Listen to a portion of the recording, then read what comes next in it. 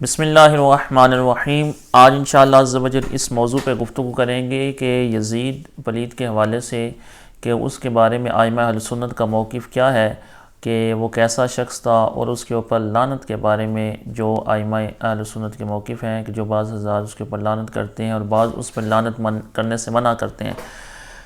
یہ شرح قائد کی شرح ہے نبراس کے نام سے۔ اس میں یہ امام سعد الدین طبطزانی رحمۃ اللہ تعالی علیہ جو ایک بہت بڑے متکلم اور عقائد کی کتب میں یہ بہت معتبر کتاب مانی جاتی ہے، اس کی شرح نبراس۔ امام سعد الدین طبطزانی رحمۃ اللہ تعالی علیہ کا اس میں شرح قائد میں یہ موقف درج ہے کہ آپ نے یزید پر لعنت کے مسئلے میں جو ہے وہ یہ بیان کیا ہے کہ اس کے اوپر لعنت کرنا جو ہے وہ جائز آپ نے لکھا ہے۔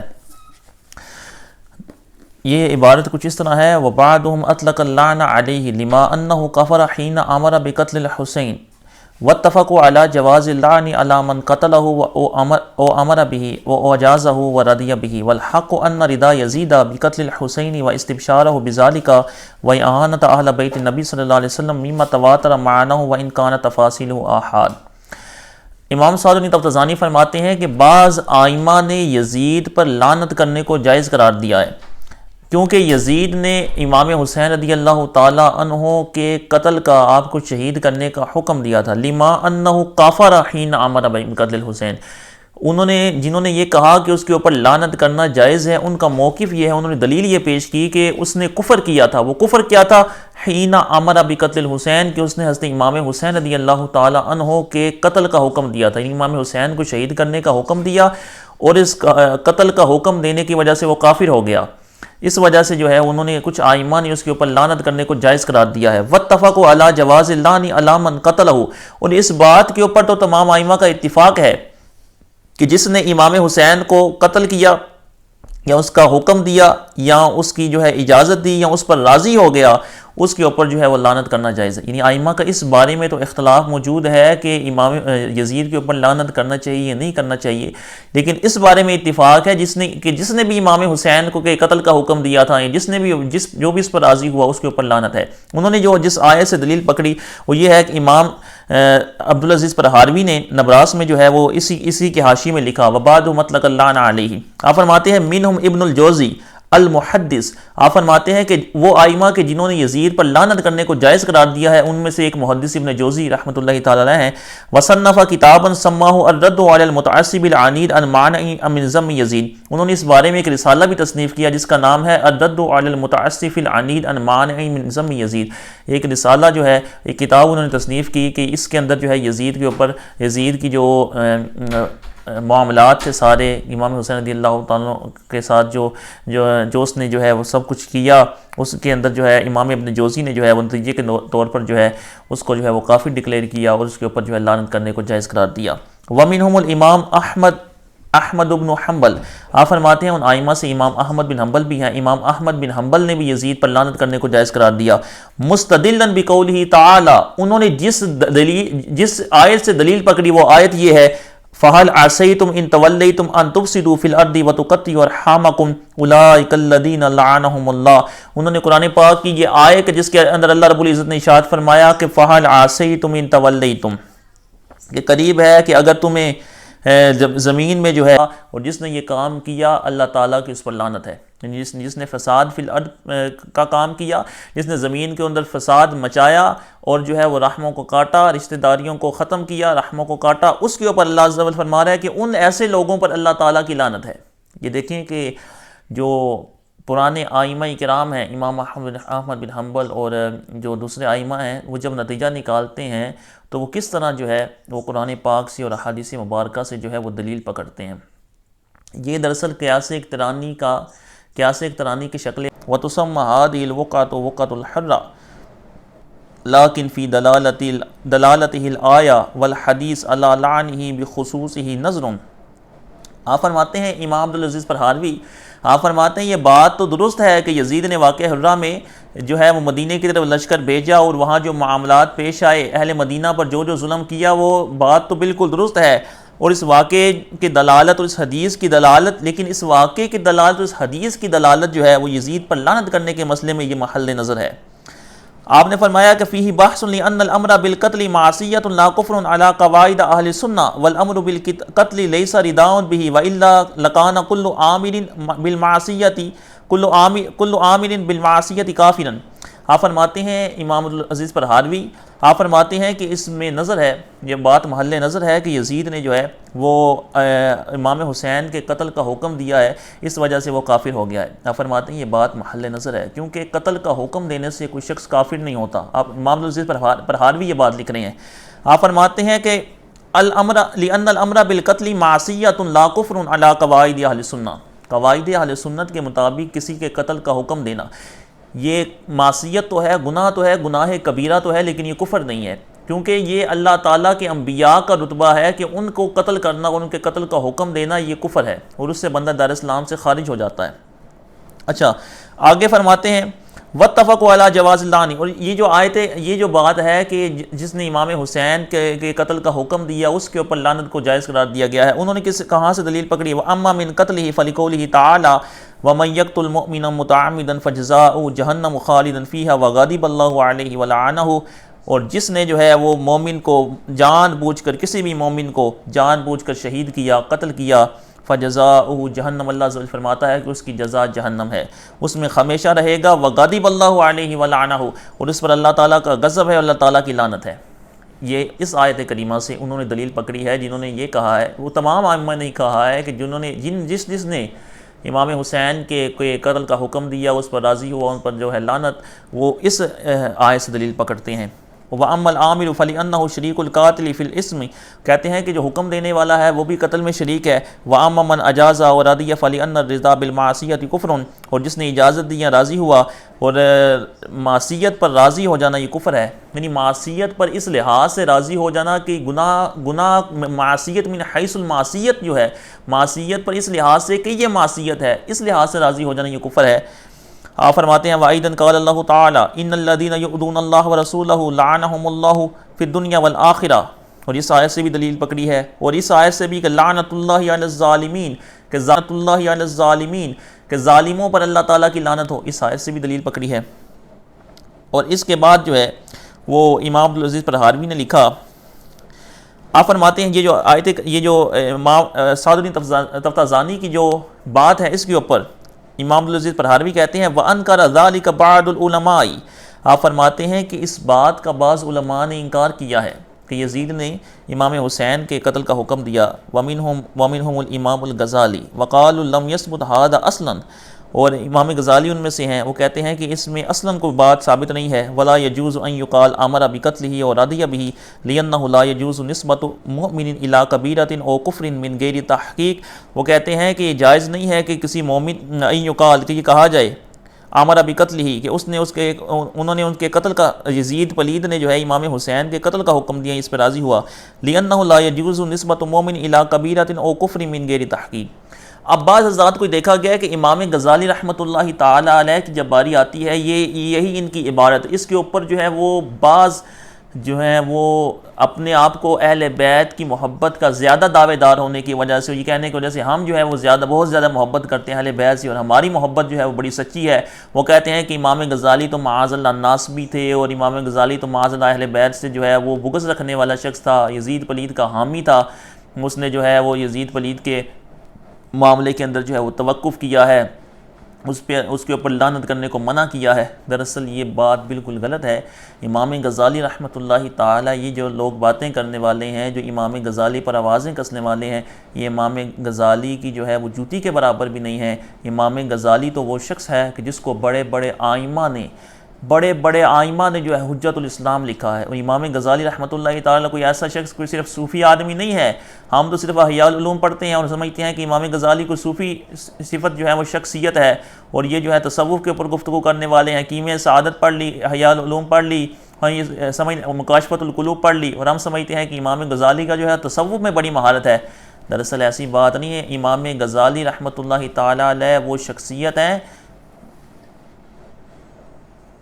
امام غزالی رحمۃ اللہ تعالی علیہ وہ شخصیت ہیں کہ جن کو صرف تصوف میں نہیں، امام غزالی جو ہے اپنے وقت کا امام المناطقہ ہے، امام غزالی اپنے وقت کا امام الفلاسفہ ہے۔ امام غزالی رحمۃ اللہ تعالی علیہ وہ شخصیت ہے کہ جس لحاظ سے بھی، جس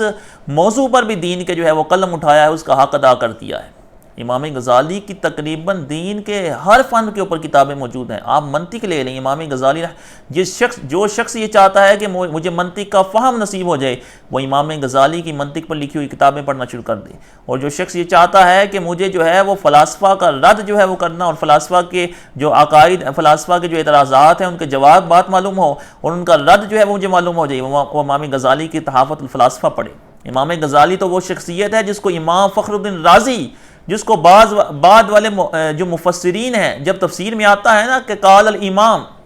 امام نے کہا، بڑی بڑی تفسیریں آپ اٹھائیں، علامہ سید محمود آلوسی حنفی بغدادی کی تفسیر، اس کے علاوہ بڑی بڑی تفاسیر، بڑی بڑی کتابیں اٹھائیں تو وہاں آتا ہے قال الامام، امام نے یہ بات کہی ہے، تو وہاں امام سے مراد ہوتی ہے امام فخر الدین رازی کی ذات۔ امام فخر الدین رازی نے جو ہے امام غزالی کے بارے میں جب تفسیر کبیر میں تذکرہ کرتے ہیں، یہ دوسری کتابوں میں لکھتے ہیں، وہ کہتے ہیں قال حجت الاسلام الغزالی، حجت الاسلام امام غزالی نے کہا۔ یعنی امام فخر الدین رازی جیسا شخص جو ہے وہ امام غزالی کو امام کہتا ہے، اور امام غزالی کو جو ہے وہ حجت الاسلام کا نام دیتے ہیں۔ تو سوچیں کہ ان کا جو ہے وہ مقام و مرتبہ، ان کا رتبہ جو ہے وہ اللہ رب العزت کی بارگاہ کے اندر کیا ہوگا۔ تو ان لوگوں کی باتیں کرنے سے امام غزالی کا رتبہ کم ہونے والا نہیں ہے۔ تو امام غزالی نے جو بات کی ہے اس کو سمجھنے کی ضرورت ہے۔ امام غزالی کے بارے میں یہ کہا جاتا ہے کہ انہوں نے کہا کہ لِأَنَّهُ لَا يَجُوزُ نِسْبَةُ مُؤْمِنٍ إِلَىٰ كَبِيرَةٍ، امام غزالی نے، وہ کہتے ہیں کہ امام غزالی نے یزید کو مومن قرار دے دیا، اور امام غزالی نے یہ کہا کہ جو ہے وہ یزید پلید جو ہے اس کی طرف جو ہے وہ کسی مومن کی طرف کبیرہ گناہ کی نسبت کرنا جائز نہیں ہے، اسی وجہ سے جو ہے وہ یزید کی پلید کی طرف جو ہے وہ اس طرح کی نسبت کرنا بھی جو ہے جائز نہیں ہے۔ بل الذی تولی قتالہ ہوا امیر الکوفہ عبید اللہ بن زیاد وکان یزید علی مسافۃ شہر ذہابا ورجوعا فلا یمکن ان یاتی امرہ فی ذلک الزمن القلیل۔ اچھا، وروی ان یزید انکر علی ابن زیاد وقال زرعت لی العداوہ فی قلب کل بر وفاجر وقال رحمک اللہ یا حسین لقد قتلک رجل لم یعرف حق الرحم۔ اب امام غزالی رحمۃ اللہ علیہ نے جو اس کے معاملے کے اندر جو توقف کیا ہے، اس کی وجہ یہ ہے کہ امام غزالی رحمۃ اللہ تعالیٰ علیہ پر کے پاس جو ہے دراصل تمام ائمہ کے پاس کچھ ایسی روایتیں پہنچیں کہ جن سے یہ ثابت ہوتا تھا کہ یزید پلید نے جو ہے وہ بعد میں جو ہے وہ امیر کوفہ عبید اللہ بن زیاد کو یہ کہا کہ جو ہے لقد زرعت علی العداوہ، تو نے جو ہے وہ ہر مومن اور ہر فاجر کے دل میں میرے لیے جو ہے وہ عداوت کا بیج بو دیا ہے۔ اور اس نے کہا کہ رحمک اللہ یا حسین، اے حسین اللہ تجھ پر رحم کرے، لقد قتلک رجل، تجھے اس شخص نے قتل کیا ہے جو رحم کے حق کو نہیں پہچانتا، رشتہ داری کے حق کو نہیں پہچانتا۔ امام غزالی نے کوئی یزید کو نہ تو مومن کہا ہے، نہ ہی یزید کے معاملے، امام غزالی نے نہ تو یزید کے کوئی فضائل بیان کیے ہیں، نہ ہی یزید کے معاملے میں یہ کہا ہے کہ معاذ اللہ وہ جو امام حسین کے مقابلے میں آیا، امام حسین رضی اللہ تعالیٰ عنہ کے ساتھ جو اس کی جنگ ہوئی، معاذ اللہ امام غزالی نے یہ بھی نہیں کہا کہ اس کے اندر جو ہے وہ یزید حق پر تھا، جس طرح جو ہے وہ بعض محمود عباسی اور جیسے اور بعد میں آنے والے کچھ یزیدیوں نے جو ہے وہ یہ کہا کہ معاذ اللہ جو امام حسین اور یزید کے درمیان جو جنگ ہوئی تھی اور یزید کو جو ہے انہوں نے امیر المومنین جو خلیفہ راشد ثابت کرنے کی کوشش کی، اور جو ہے وہ یزید پلید کو جو ہے وہ خلیفہ راشد اور باغی ثابت کر کے امام حسین کو معاذ اللہ باغی اور فسادی معاذ اللہ ثابت کرنے کی کوشش کی۔ امام غزالی رحمۃ اللہ تعالیٰ علیہ نے ایسی کوئی بات نہیں کی۔ امام غزالی جو ہے وہ محب اہل بیت ہیں، آپ نے صرف یہ بات کی لِأَنَّهُ لَا يَجُوزُ نِسْبَةُ مُؤْمِنٍ إِلَىٰ كَبِيرَةٍ۔ آپ یہ فرماتے ہیں کہ جب تک کسی بھی دلیل قطعی سے یزید کا کفر ثابت نہیں ہو سکتا، یعنی جب تک کسی بھی دلیل قطعی سے اس کا کفر ثابت نہیں ہو سکتا، ہم کسی بھی کفر کی نسبت جو ہے وہ اس کی طرف نہیں، او کفر من غیر تحقیق، نہ کہ کسی بھی مومن کی طرف جو ہے وہ کفر کی نسبت یا کبیرہ کی نسبت بغیر کسی تحقیق کی ثابت کرنا جو ہے وہ جائز نہیں ہے۔ اس میں یہ نہیں کہا جا رہا کہ یزید کو جو ہے وہ یہ نہیں کہا جا رہا کہ وہ مرتکب کبائر نہیں تھا، اس بات کا تذکرہ ہی نہیں ہے، بلکہ آپ نے جو ہے وہ اس بات کو ذکر کیا ہے کہ کسی مومن کی طرف جو ہے وہ کبیرہ کی نسبت نہیں کر سکتے اور کفر کی نسبت نہیں کر سکتے بغیر تحقیق۔ دراصل معاملہ یہ ہے کہ قرآن و حدیث کے اندر جو احکامات ثابت ہوتے ہیں ان کی بھی اقسام ہوتی ہیں کہ دراصل قرآن سے جو حکم ثابت کیا جا رہا ہے اس کی بھی اقسام ہے کہ کس لحاظ سے اس کو ثابت کیا جا رہا ہے. احادیث پاک سے بھی جو حکم ثابت کیا جا رہا ہے اس کی بھی جو ہے وہ مناہج ہیں, اس کے بھی درجات ہیں, یہ کس دلیل سے ثابت ہو رہا ہے. اب قرآن پاک میں جو احکام ثابت ہوتے ہیں ان کی دراصل 4 صورتیں ہوتی ہیں. یا تو جو حکم ثابت کیا جا رہا ہے وہ قطعی الثبوت ہوگا, سارا قرآن ہی قطعی الثبوت ہے, لیکن قرآن پاک کی جو ہر لفظ کی دلالت اپنے معنی پر یا ہر جملے کی دلالت اپنے معنی پر یہ قطعی نہیں ہے. سارا قرآن قطعی الثبوت ہے لیکن قرآن کی ہر آیت کی دلالت اپنے معنی پر قطعی نہیں ہے. لیکن سارا قرآن قطعی الدلالہ نہیں ہے بلکہ قطعی الثبوت اور قطعی الدلالہ. دوسرا ہے قطعی الثبوت ظنی الدلالہ, تیسرا ہے ظنی الثبوت ظنی الدلالہ, چوتھا ہے ظنی الثبوت اور قطعی الدلالہ. یہ قرآن پاک کے جو ہیں وہ 4 صورتیں ہیں کہ جو آپ جو اس آیت سے حکم ثابت کر رہے ہیں کیا وہ اپنے معنی پر دلالت اس کی قطعی ہے یا ظنی ہے. یہ تو ہے قرآن کا معاملہ. اگر قطعی الثبوت تو قطعی الدلالہ ہو ایک آیت اور اس کا کوئی انکار کر دے تو بندہ کافر ہو جاتا ہے. لیکن اگر قطعی ثبوت ہو لیکن آیت کی جو دلالت ہے معنی پر قطعی نہ ہو بلکہ ظنی ہو اور اس کا جو ہے وہ کوئی بندہ اس کا انکار کر دے, اس کا خلاف کر دے تو اس سے وہ کافر نہیں ہوتا. جیسا کہ کرو کے مسئلے میں جو ہے امام شافعی اور امام اعظم ابو حنیفہ کا جو ہے اختلاف موجود ہے کہ وہ آیت تو قطعی ثبوت ہے لیکن جو حکم ثابت کیا جا رہا ہے وہ جو اس کا معنی ہے وہ ظنی الدلالہ ہے. اسی طرح جو ہے وہ احادیث پاک ہے. احادیث کی 2 لحاظ ہیں, یا تو خبر یعنی حدیث جو ہے یہ متواتر ہوگی یا احاد ہوگی. جو احادیث متواترہ ہیں ان کا انکار جو ہے یہ کفر ہے. احادیث متواترہ کا انکار یہ کفر ہے. اور جو احادیث متواترہ نہیں ہیں ان کو کہتے ہیں احادیث آحاد. احادیث آحاد جو ہیں ان کی 3 صورتیں ہوتی ہیں, یا مشہور ہوگی یا عزیز ہوگی یا غریب ہوگی. احادیث آحاد جو ہے یہ ظنیت کا افادہ کرتی ہیں, قطعیت کا افادہ نہیں کرتی. یعنی احادیث آحاد جو احادیث متواترہ کے علاوہ جو احادیث ہیں ان سے جو حکم ثابت ہوتا ہے وہ حکم ظنی ہوتا ہے, وہ حکم قطعی نہیں ہوتا. یعنی اس کا انکار کرنے والے کے جو ہے وہ کافر نہیں قرار دیا جا سکتا بلکہ اس کا انکار کرنے والا جو ہے اس کو جو ہے وہ بدعتی یا فاسق و فاجر ہی کہا جا سکتا ہے. اب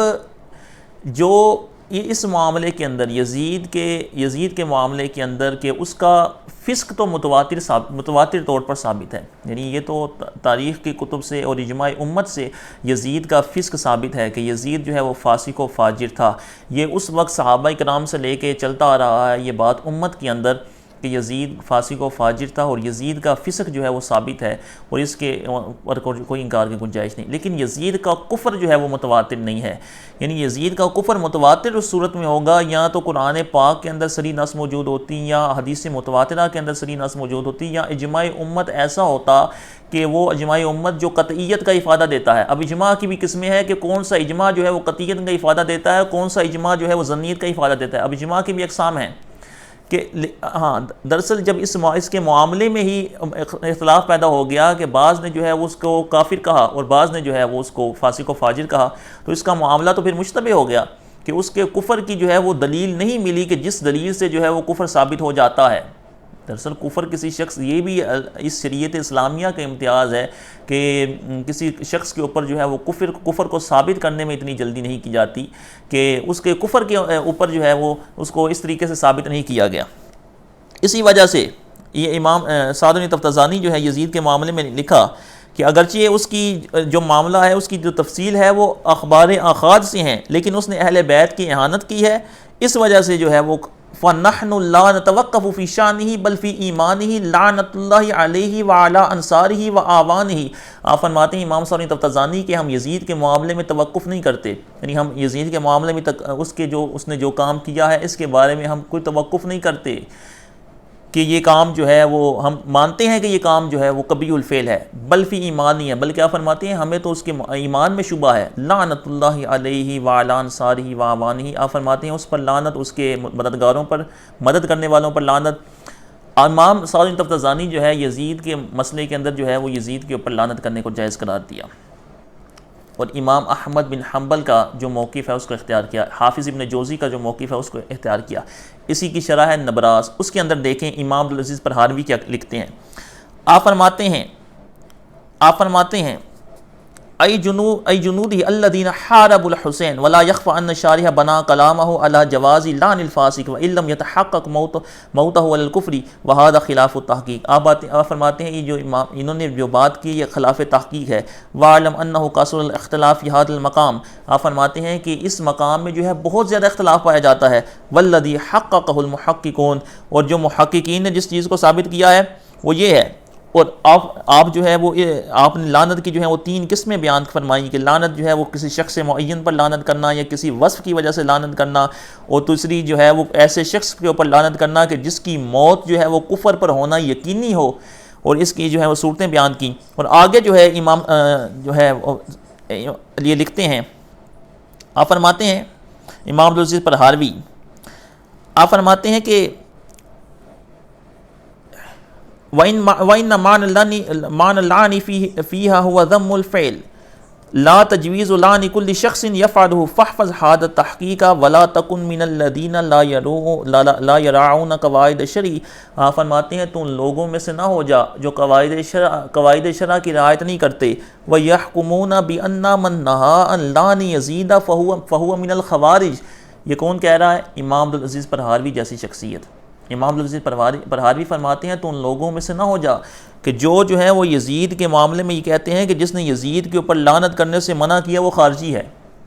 یعنی یزید، بعض حضرات کہتے ہیں نا کہ یزید کے اوپر لعنت، اور جو یزید پر لعنت نہ کرے معاذ اللہ اس پر بھی لعنت، یہ جملے آپ کو سننے کو ملیں گے معاذ اللہ کچھ جاہل قسم کے لوگوں کی طرف سے، کہ وہ کہتے ہیں کہ جو یزید پر لعنت نہ کرے معاذ اللہ اس کے اوپر بھی لعنت۔ آپ فرماتے ہیں وَيَحْكُمُونَ بِأَنَّ مَنْ نَهَىٰ لَعْنَ يَزِيدَ فَهُوَ مِنَ الْخَوَارِجِ، اور وہ یہ کہتے ہیں کہ جو یزید پر لعنت نہ کرے وہ خارجی ہے۔ نعم قبح افعالہ مشہور، آپ فرماتے ہیں ہاں یہ بات درست ہے کہ یزید کے جو برے کام ہیں وہ مشہور ہیں، کہ یزید جو ہے وہ فاسق و فاجر شخص تھا۔ وحب اہل البیت واجب، اور اہل بیت کی محبت واجب ہے۔ لیکن النہی عن لعنہ لیس للقصور فی حبہ، آپ فرماتے ہیں لیکن ہم جو یزید پر لعنت سے منع کرتے ہیں اس کی وجہ یہ نہیں ہے کہ ہمیں اہل بیت سے محبت نہیں ہے، ہم اہل بیت سے محبت نہیں کرتے، بل لقواعد شرعی، بلکہ جو ہم یزید سے لعنت کرنے سے منع کرتے ہیں یہ قواعد شرع کی وجہ سے کرتے ہیں۔ یعنی قواعد شرع کی وجہ سے، شریعت کے قاعدوں کا لحاظ کرتے ہوئے ہم نے یہ بات کی ہے، نہ کہ ہم جو ہے وہ ہر چیز کی بنیاد جو ہے وہ خوب کے اوپر ٹھہرا کر، محبت کے اوپر ٹھہرا کر ہم جس کو چاہے جو ہے وہ دین بنا دیں، اور دین بنا کے جس چیز کو چاہے پیش کر دیں، اور ہمارا جو ہے وہ بنایا ہوا دین چلنا شروع ہو جائے، اور جس طرح ہم کہیں، اور معاذ اللہ جو ہے وہ جس طرح ہم کہیں اس طرح دین کو چلانا چاہیے۔ یزید کے معاملے کے اندر آ کے یزید کے فاسق و فاجر ہونا یہ تواتر کے ساتھ ثابت ہے، لیکن یزید کا کفر چونکہ تواتر کے ساتھ ثابت نہیں ہے، اسی وجہ سے آئمہ نے جو ہے یزید پر لعنت کو جو ہے لعنت میں توقف کیا ہے کہ اس کے اوپر لعنت نہیں کرنی چاہیے۔ امام اعظم ابو حنیفہ رضی اللہ تعالیٰ عنہ کا یزید کے ایمان اور کفر کے بارے میں جو ہے وہ ثبوت ہے۔ امام اعظم فرماتے ہیں کہ نہ تو ہم اس کو مومن کہیں گے، نہ اس کو کافر کہیں گے، نہ اس کو مومن کہیں گے، نہ اس کو یہ کیوں کہا؟ دراصل اس کی وجہ یہ ہے کہ یزید کو مومن اس وجہ سے نہیں کہہ سکتے کہ اس کے جو ہمارے پاس معاملات پہنچی ہیں، جو امام حسین رضی اللہ تعالیٰ عنہ کے ساتھ اس نے جنگ لڑی، اور جو ہے واقعہ غرہ اور اس کے علاوہ جو واقعات، ان سے یہ شبہ ہوتا ہے کہ یہ تو کوئی ایسا شخص تھا کہ جو کوئی کافر آدمی ہی ایسا کام کر سکتا ہے، لیکن جو ہے وہ کچھ ایسے معاملات ملتے ہیں کہ جس کی وجہ سے پتہ لگتا ہے کہ وہ بندہ مسلمان تھا، اور وہ جو ہے وہ جمعہ کی نماز بھی پڑھتا تھا، اور جمعے کا اس طرح کے اس کے معاملات ملتے ہیں، اور جو ہے وہ امیر کوفہ کو جو ہے منع کرنا۔ تو دراصل یہ ساری جو ہے وہ جو اخبار مل رہی ہیں یہ اخبار آحاد سے ہی جو ہے پتہ لگ رہا ہے، جو کہ ظنیت کا افادہ کرتی ہیں، قطعیت کا افادہ نہیں کرتی، اور جو اجماع امت آ رہا ہے اس میں بھی چونکہ اختلاف ہو گیا، اسی وجہ سے جو ہے امام اعظم رضی اللہ تعالیٰ عنہ نے اس کے جو ہے وہ کفر اور ایمان میں جو ہے وہ سکوت کا حکم فرمایا کہ نہ تو ہم اس کو کافر کہیں گے، نہ ہم اس کو مومن کہیں گے، بلکہ ہم اس کو ظالم کہیں گے، فاسق و فاجر کہیں گے، اس کو ہم جتنا برا بھلا کہہ سکتے ہیں برا بھلا کہیں گے کہ وہ فاسق و فاجر تھا، وہ ظالم تھا، کیونکہ اس کا ظلم اور فسق و فجور جو ہے وہ تواتر کے ساتھ ثابت ہے، لیکن اس کا چونکہ کفر تواتر کے ساتھ ثابت نہیں ہے، اس وجہ سے جو ہے وہ اس کو کافر کہنے سے جو ہے وہ سکوت اختیار کیا، اور جب کافر کہنے سے سکوت اختیار کیا تو پھر اس کے اوپر لعنت کے مسئلے میں بھی اختلاف پیدا ہو گیا۔ تو اللہ تعالی ہم سب کو جو ہے وہ ان لوگوں میں سے کر دے کہ جو شریعت مطہرہ کے قواعد کی رعایت کرنے والے ہیں، نہ کہ وہ اپنے قاعدے بنا کر اور اپنی شریعت بنا کے لوگوں کے سامنے پیش کرتے ہیں، اور وہ یہ کہتے ہیں کہ نہیں نہیں یہ معاملہ جس طرح ہم چاہیں شریعت ویسی جو معاذ اللہ ہو جائے، یزید کے اوپر جو لعنت نہ کرے، اور جن جن آئمہ نے معاذ اللہ ان کی بات ہی نہیں ہے کہ ہم یہ جو ہے یہ الفاظ کہہ سکیں ایسے ایسے بڑے بڑے آئمہ کے بارے میں کہ جو ہے وہ قرآن و حدیث کا فہم رکھنے والے ہیں، قرآن و حدیث کی نصوص کو سمجھنے والے ہیں، جن کو اللہ تعالیٰ نے جو ہے وہ عالم ربانی فرمایا ہے۔ ہماری یہ حیثیت نہیں ہے کہ ہم ان کے بارے میں آوازیں کسیں۔ اللہ تعالیٰ ہم سب کو جو ہے وہ حضور علیہ السلام کے اہل بیت کی محبت عطا فرمائے، اور حضور علیہ السلام کے اہل بیت سے کہ دشمنوں سے نفرت کرنے کی توفیق عطا فرمائے۔ آمین بجاہ النبی الامین صلی اللہ تعالیٰ علیہ وآلہ وسلم۔